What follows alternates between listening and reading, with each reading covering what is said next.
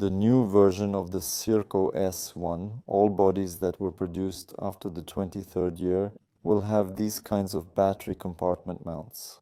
A standard battery with a changeable mount on 12 cells with BMSCOM inside and heating is installed as follows. You place the battery connector on the back of the ground drone, insert it into the slots that you will see in the battery mounting compartment.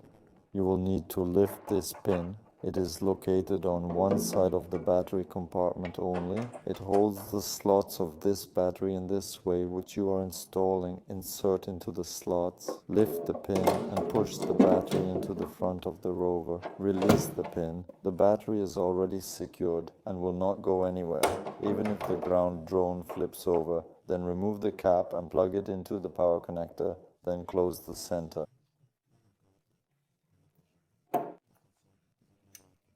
Lock the fasteners and tighten. Everything is ready.